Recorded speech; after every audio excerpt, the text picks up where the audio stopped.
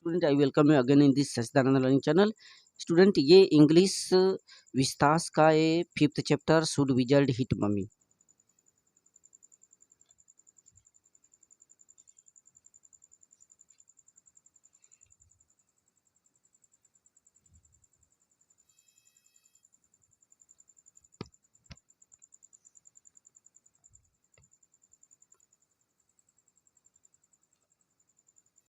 देखिए, when Roger Skunk got the smell of roses, जब Roger Skunk को गुलाब की खुशबू मिल गई तब क्या किया। Then he was very happy, तब वह बहुत ही खुश था। He ran out into the woods, वह जंगल की तरफ दौड़ पड़ा। And the other little animals gather around him, और सभी जानवर जो उससे भाग रहे थे, चूँकि खुशबू आ गई उसमें जादूगर के द्वारा उसको दे दिया गया, सभी जानवर छोटे छोटे जीव जंतु उसके साथ खेलने लगे।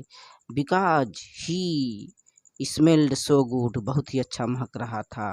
Now all animals gather around him, सभी जीव जंतु उसके पास कलेक्ट हो जाते हैं। And started to play with him, उसके साथ खेलने लगते हैं उस स्कंकक के साथ। When Roger Skunk reached home smelling like roses at evening, शाम के वक्त जब घर पर पहुंचता है सुगंधित महकता हुआ। Then his mother asked him about it, तब उसकी माँ पूछ पड़ती है उसके बारे में, उसके सुगंध के बारे में। On hearing the reality she got infuriated, और वास्तविकता को जब समझ गई, जान गई, सुन गई तो काफ़ी क्रोधित हुई उसकी मदर उसके सुगंध से, अपने उस बच्चे स्कंकक के दुख सुन करके। And took Roger Skunk back to the wizard, और तुरंत क्रोध के मारे उस रोजर स्कंकक को उसी जादूगर के पास लेकर के जाती है उसकी जो मदर है। She hit on the head of the wizard, जा करके उस जादूगर के सिर पर प्रहार की उसकी जो मदर थी। And the wizard changed the roses smell of Skunk again into bad, तब क्या किया जादूगर, फिर से उसकी बैड स्मेल को बदल दिया, उसमें ला दिया, उसको जो उसकी खुशबू थी उसको गायब कर देता है। So Roger Skunk was smelling in his real form like a little one, तो अपने उस वास्तविक रूप में रोजर स्कंकक फिर से महकने लगा, बैड दुर्गंध। दस स्कंकक्स मदर लव्ड हिम, इस प्रकार से रोजर स्कंकक की जो मदर है उसको प्यार करने लगी। क्वेश्चन नंबर 6 है, हु वाज क्लेयर, क्लेयर कौन थी। How was she busy during the story session, जब स्टोरी चल रहा था जैक के द्वारा तो वो किस प्रकार से कैसे व्यस्त थी। What did Jack feel at her condition, उसकी कंडीशन पर जैक क्या महसूस करता है। And what did he want to do, फिर उसने क्या करने की चाहत किया जो जैक था। देखें, Claire was the wife of Jack, Claire Jack की पत्नी थी। सी वाज मदर ऑफ जो कि वह माँ थी।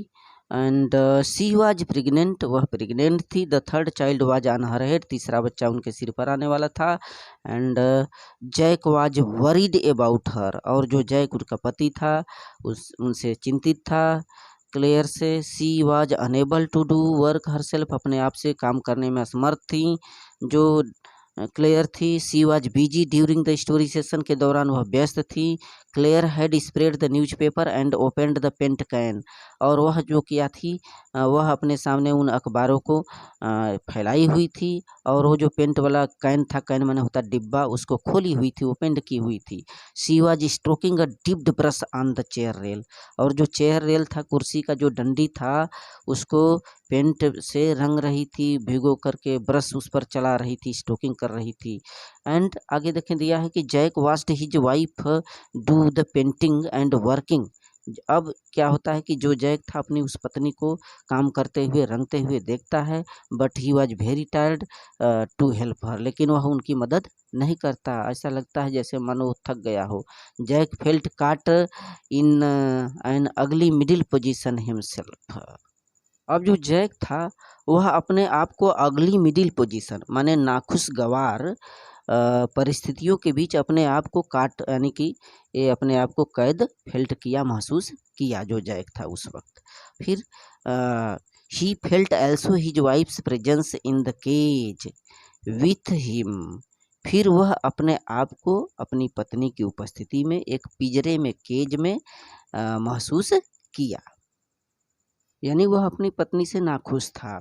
ही did not want to work with her, speak with her, touch with her and anything, वह उनके साथ न तो कोई कार्य करना चाहता था और न ही उनका हेल्प करना चाहता था, न उनसे बातें करना चाहता था, न उन्हें स्पर्श करना चाहता था, न कोई काम उसका करने का इरादा नहीं था अपनी पत्नी क्लेयर के साथ। So thank you student.